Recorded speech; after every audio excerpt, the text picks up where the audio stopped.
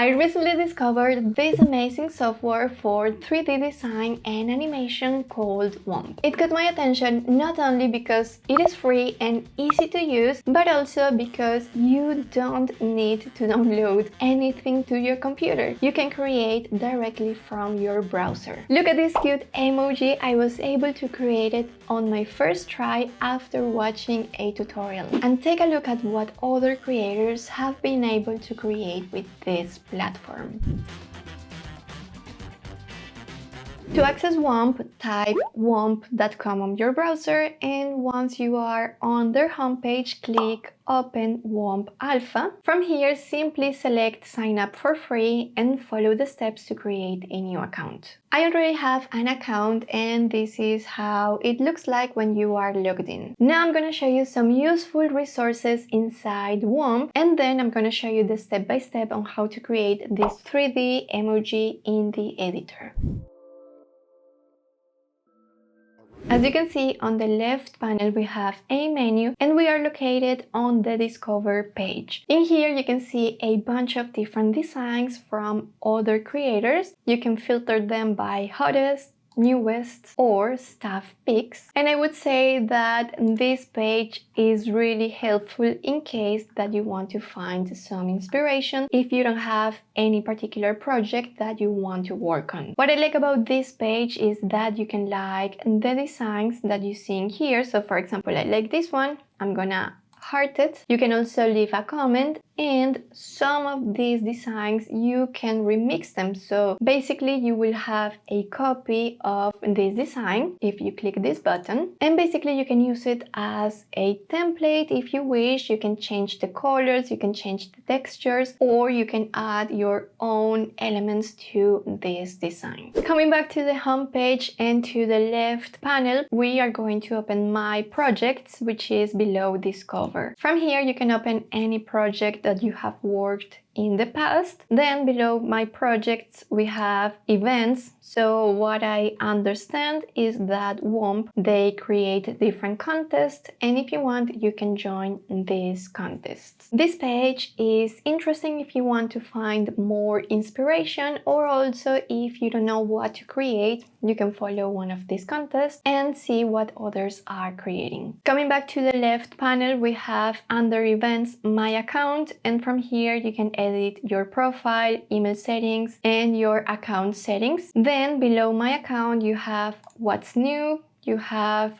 everything that WOMP has been releasing or solving. Below we have the Learn section, which is pretty useful. I do recommend that you come here and watch the tutorials that they have. You can create any of these characters that they have on the thumbnails, and then you have some other tutorials in here. You then have people. In case that you have followed any creator, you will see them in here. Then you have the leaderboard. I honestly don't know how you can get points and how you can rank higher on this list, but I find this leaderboard interesting because you can click on the different names or the different accounts that you find on this list and discover different profiles that you may be interested in following. And finally we have chats. Basically you have different conversations filtered by different topics. I actually found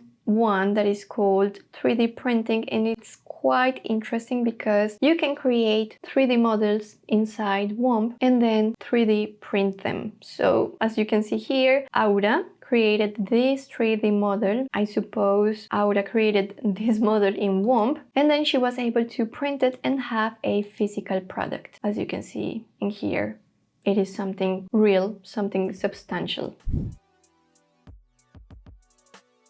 Now let's create a 3D design. For this, we are going to click on the new project button that we see on the left. WOMP is going to open the editor, and by default we will have these shapes that we can use to start understanding the platform in case that you are new and you don't know how to use it yet. Now let's talk about the editor basics. You can drag your mouse to move around the scene or to have a different view of your elements in the editor. You can also use the wheel on your mouse or your mouse pad to get closer or to move further away from your object. Now, as we are working in a 3D editor, we have 3 different arrows to move the elements in this three-dimensional space. So every time you click or select one object, you will see these 3 different arrows. When I drag this green arrow,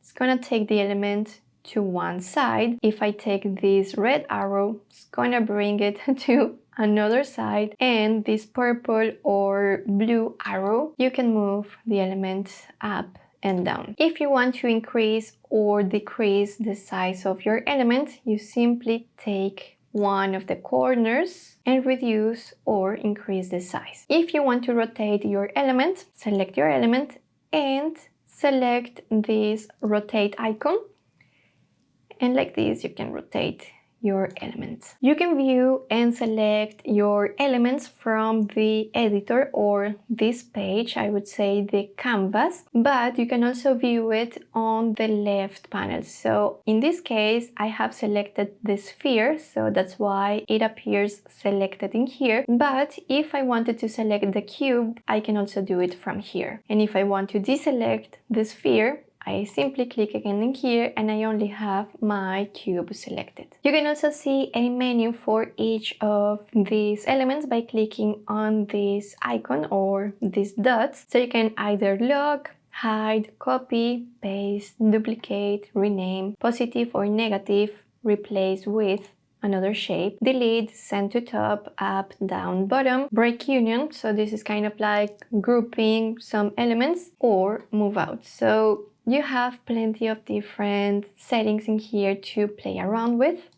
Now let's discover some editing tools while we create this 3D emoji. The first step we need to follow is to delete these elements that we have on the editor because we don't need them. And an easy way to do it is by selecting this union, because we have a union of elements in here. Click on the 6 dots and then select delete. Now we need to create the shape that is going to be the head of our emoji. And to do so, we can click on the objects icon on top of the screen and then select either a sphere or a cylinder. I'm going to select a cylinder because this is going to help me shape the head of my emoji much better. And in order for us to have a round shape on this cylinder, we are going to use the menu that we see on the right hand side. And to do this, we are going to move the roundness slider to the right. You can leave it to 100 or maybe 90. I'm going to play around a little bit with the shaping here and also the size. I'm going to make this face very big so we can see clearly how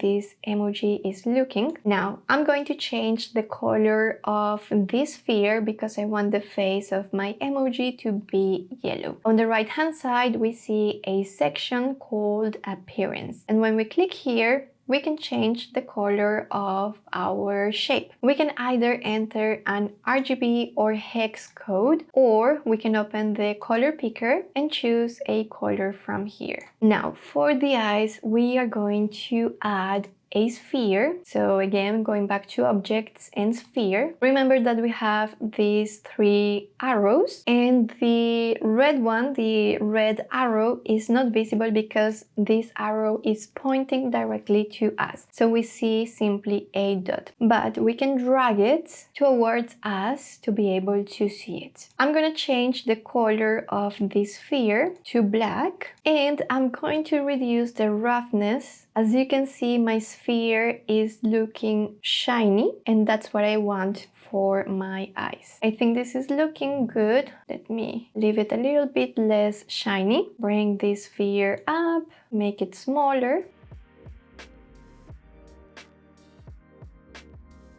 Now that I think I'm happy with the size of my eye, I need to drag the space to see where my eye is located. As you remember, we are in a 3D editor, so as you can see, my eye is really far away from the head of my emoji. So I'm going to play around with the arrows of the eye to bring it closer to the face or the head of the emoji, and then I'm going to continue moving the space so I can see exactly where the eyeball is located. Okay, now my eye is inside the head and I can be more precise with the size of the eye. Remember to double check the position of your eye, and then once you are happy with the position and the size, you can open the sphere menu and then select duplicate. Once you have a sphere number 2, you can drag this arrow to the right or to the left, and now we have 2 eyes. If you want, you can also select 2 elements and increase the size at the same time, so both eyes have exactly the same size. Now, I'm going to duplicate one of these spheres again, and I'm going to bring it down and to the left so I can create a little mouth. And lastly, we are going to create little cheeks to our emoji face. We can take one of these spheres, can be sphere 1, duplicate it, I'm going to bring it down, and now I'm going to change the material and the colors. So by having the sphere 4 selected, let me move it a little bit down and to the left. Now let's open the material menu on top of the screen, and in here you will see different materials like metallic, plastic, rubber, skin, jelly and glass. You can play around with these different materials by clicking on any of these options and see how it looks like on your design or your emoji. I'm going for a skin material and I'm going for skin number 12. If you want to change the color, you can go back to appearance and select the color in here. In my case, I want to make it a little bit more saturated, and then I'm going to play around with the position of this element. Now that I'm happy with this shape, I'm going to duplicate it and then bring this cheek or this duplicated cheek to the right, and I'm trying to make it the same size as this one. I'm going to adjust the size of my eyes a little bit more. And now I think I'm happy with how my emoji is looking. I'm gonna select all of these elements and then I'm going to create an union. This is basically like grouping all the elements, and then if I want to move my emoji in this space, I can simply drag one arrow, and as you can see, the whole emoji is moving at the same time. I think our emoji is ready to be downloaded, and the first thing that we need to have into consideration is how the emoji is looking at the moment. So if I were to download it as it is, it's going to be downloaded exactly as you are looking at it. If you want your emoji to be pointing to one side, you need to drag the space and point your emoji to the direction that you want to download it. I think I want my emoji to be looking directly to me, and then if you want, you can also come closer or far away if you want your emoji to be really small. I think I'm gonna leave it this size, and then before downloading I want to show you something cool because you can add lights to your model. On top of the screen you have this icon called lighting, and from here you can add lights and also environmental lights. You can add rectangular lights. You can see I have this lighting here and I can move it in this space. We see this rectangular light on top of my emoji face. You can also see the lights that you have added in this left menu. I'm going to delete this one and add a spherical light. You see that the light now is right below the emoji, and if I bring it up, I'm going to start illuminating the top of the head of my emoji. Let's delete this light and add a dome light. As you can see, my emoji is very illuminated at the moment. You can see that we have a lot of light in front of the face, and let me delete it so you can see the difference. Now with the dome light and now without. And then you can also add environmental lights, as I already mentioned. You can try them by clicking on these thumbnails and see which one you prefer. I think I like this one right here, and then you will see that on the right hand side you have some environmental light settings. If you move the first slider to the right, you will have more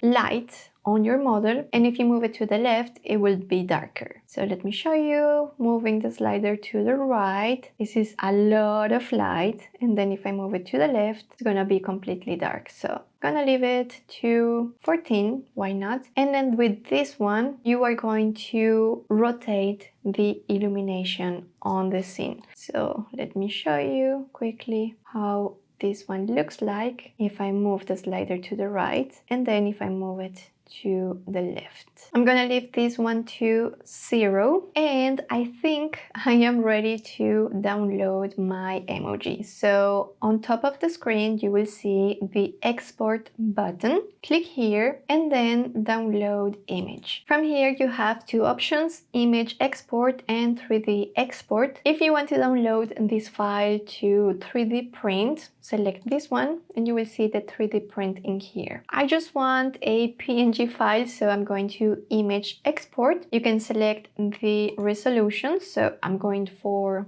4K, why not? Format PNG. I want my emoji without a background, so I'm going to leave it as it is. And then I don't want to see the grid on my emoji either, so this one is going to be deselected as well. Then simply export image, and you will have this little pop-up message that says we are preparing your image to be downloaded. It can take up to a minute or more. They are saying as well that you can continue working on your project while they download your design. So if you want, continue working on it. And actually my design is ready to be downloaded. It took just a couple of seconds, and let me name it and save it. And this is the final outcome. Please let me know, what do you think about this 3D emoji that we created today?